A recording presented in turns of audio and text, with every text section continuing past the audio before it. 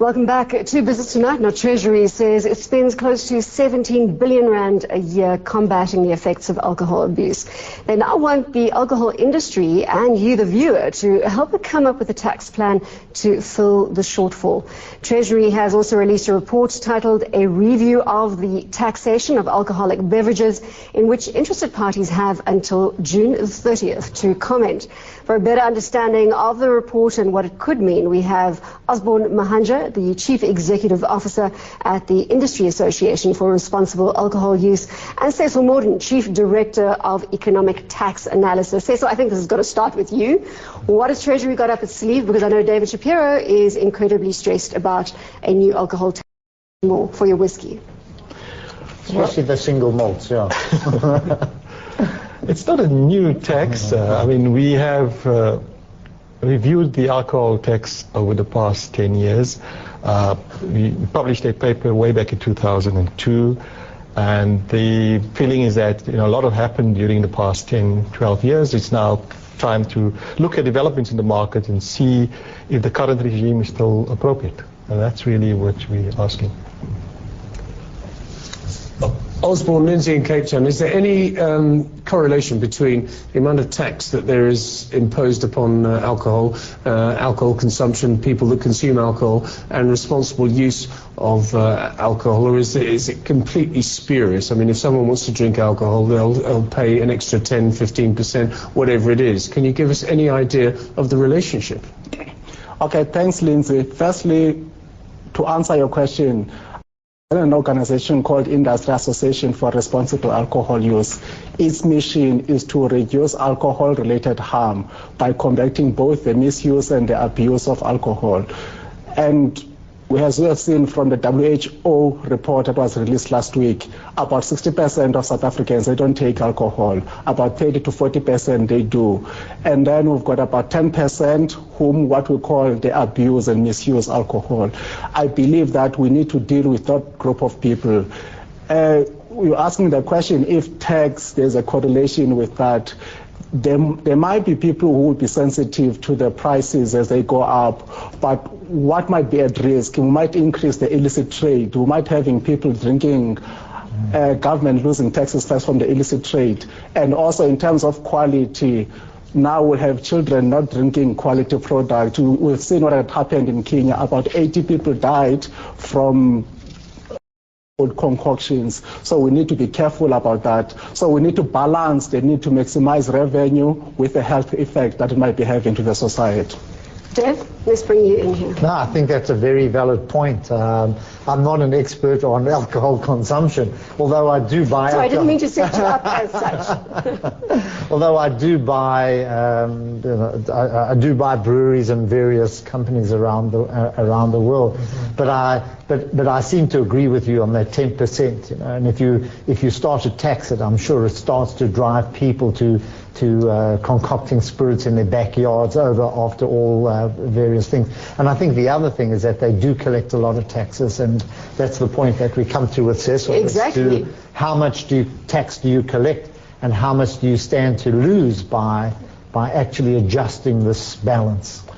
Well, I think we have looked at the trends, and up to now, over the years, we've adjusted the excise based on the formula that we've got, and we've achieved two objectives, because there are two objectives. One is to try and contain the increase, or to some extent decrease the use of alcohol overall, and specifically the abuse of alcohol. And then on the revenue side, we've seen revenue increase in real terms over the past few years. So we haven't seen a peaking of revenue yet, which will indicate to us that we might overtax a particular market. And obviously, in terms of the risk of illicit market, we're very mindful of that, and that's why we are balancing the appropriate rate given the environment that we are in. And we think the tax rates are still reasonable. But we're a big alcoholic producer here. Mm-hmm. If we look at Distell, if we look at the whole of the Western Cape, mm-hmm. I mean, it's a wonderful industry. In fact, it's a cultural industry almost there. It's been very much part of it. And we have SA Breweries, which is one of our proud companies here. How will this affect them? I mean, do you see this actually producing a drag on an industry that obviously employs a lot of people. You have to have a balance. You have to acknowledge that there is a problem when it comes to alcohol abuse. Okay. And so in dealing with the negative effect of alcohol, one needs to look at various instruments. One of them is tax. It's not the only instrument. The Department of Health is looking at other measures, like restricting the age limit, which is, I think, generally agreed, the hours of sale. There's now talking about restricting the advertising of alcohol also. So government is concerned and needs to look at this thing holistically. Tax is just but one element. Osborne, where is the ideal model that we should... You must have done a lot of research on this side and said that we need to follow in South Africa. Yeah, thanks for that, Bronwyn. I think to me, what is critical, firstly, is there's no silver bullet for this problem of alcohol abuse. We need to sit with all the stakeholders, the government on the side, the civil society and the other NGO, and to look at the problem. For example, if you look at the taxes as a whole, you don't want to tax them too much because you are penalizing those people, majority of them drinking alcohol responsible, who might go away and not taking alcohol. Also, if you overregulate, you might have unintended consequences where people, if you restrict the trades or the hours of trade too much, the taxes are very high. People, as I've said previously, going to illicit trade or go and consume from other countries. So you need to balance the two. So the solution to us is believe that you need to make people aware about the dangers of alcohol. You need to enforce the existing laws. For example, we've got good laws where, for example, age of 18 will be able to go and buy alcohol. So to make sure that those laws are enforced, and also to talk about, I don't want to say illegal structures, but there should be, and if you can legalize them, so to make sure that you can regulate them so that you can deal with the process of harm that is happening there. So I believe also having targeted intervention, because we know other problem we're having is binge drinking and people drinking and driving. So if you can try to sort out those patterns of drinking, then can solve some of your problem related to the abuse and misuse of alcohol. David, you wanted to make a final point? I think one point, and I've watched Boardwalk Empire and all the prohibition movies and that, but want to push them to some other form of high, marijuana, dacha, some other things. You know, once you start clamping down on a certain area so it's of the not just the market, illicit trade, that's what alcohol, my concern is. It doesn't it now push somewhere else? You know, once you start to tamper with this and become hard-hitting and creating taxes, say, oh, you know, I want to get high, I want to have a good time, I'm going to start smoking boom or whatever, I don't know.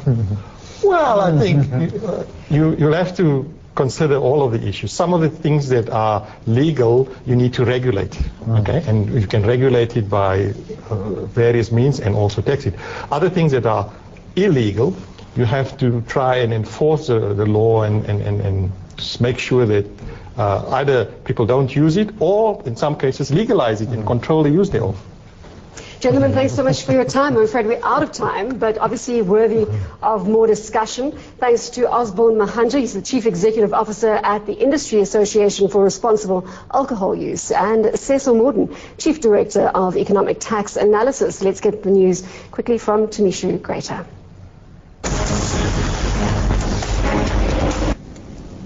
Thanks, Bronwyn. Approximately 5,500 sugar workers will go on strike tomorrow over % pay increase.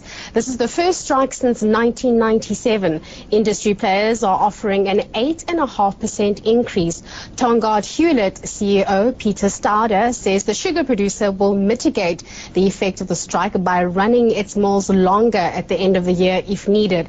He also explained where the company is making its money from. It's the first time ever that we made more out of landed operating profit level than we've made out of the sugar side. We've established a lot of momentum over a number of years in our land activities, and as we say in our outlook statement, we actually expect it to continue over the next 5 years. Another sugar company reporting results today was Illovo. Group CEO Gavin Dalgleish explained what the 58% increase in the South African sugar import tariff will mean for the producer. Estimates were that something of the order of 490,000 tons of sugar were imported last year.